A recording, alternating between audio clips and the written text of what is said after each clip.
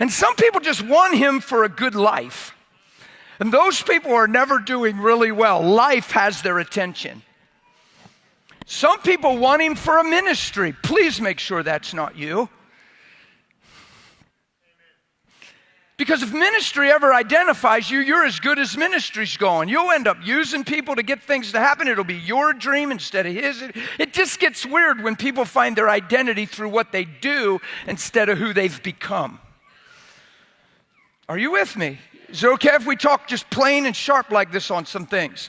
Because I've seen good people make bad mistakes. You just get alone, and you get real with God when nobody's looking, and you say, man, you know what? If I don't see it in your life, I don't want it in mine. That's where you hold yourself accountable. You don't need me for your accountability partner. You're your best accountability partner. Like you hold your own conscience true. You see what I mean? And you're like, man, this is what I want. And you look at Jesus. I think one of our biggest traps is we look to each other so much, and we've kind of studied a fallen man, and we think this is who we are, and everybody has their moments, and everybody sometimes is this and that, and we kind of talk in a certain way that doesn't promote life, if you know what I'm saying. Look, you say, well, everybody's going to get hurt now and then. Why don't you challenge that in your life? Like really, like who says so? Where did the Bible ever say that? Life has suggested that. Our experiences have suggested that. Psychology is sure of it. But what about a surrendered person? What about a person that's living in Christ and living by the Spirit? I'm not talking about perfection right now. I'm talking about a pure heart that takes you on a path that grace paid for to put you in a place you've never been. Yeah? So where you just don't have a broken heart all the time, where you don't have one of these ministers, you can make your whole life in ministry look like this.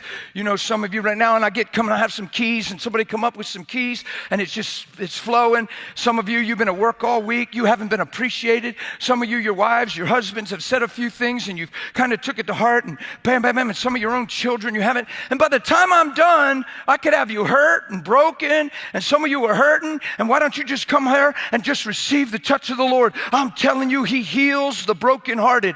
And about 10 minutes into that thing, I could have 90% of the people in the room up here crying, kneeling down because they actually believe they're broken because life says so. And we call it ministry, and we say it's a move of God. The only reason they're crying isn't because of the hope of being restored. They're crying because they're broken, and you're focusing on that. They're not crying because it's a move of God. They're crying because they're broken. Well, why aren't we teaching people they don't have to be broken? Why do we need another altar call expressing the weakness in our lives, calling that humility? Look, I'm just done letting you hurt me. Like 23 years done. Yeah, not 23 months, 23 years done. Like waking up to shine, just waking up to be in him. You don't owe me anything. Come on. I laid down my life. I don't know man anything but to love. This is pretty simple and clear to me now.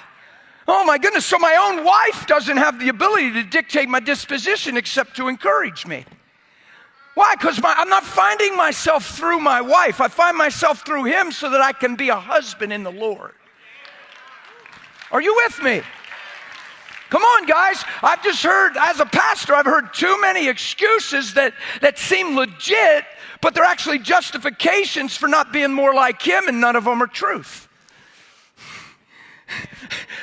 Jesus did everything right, and he was called wrong all the time.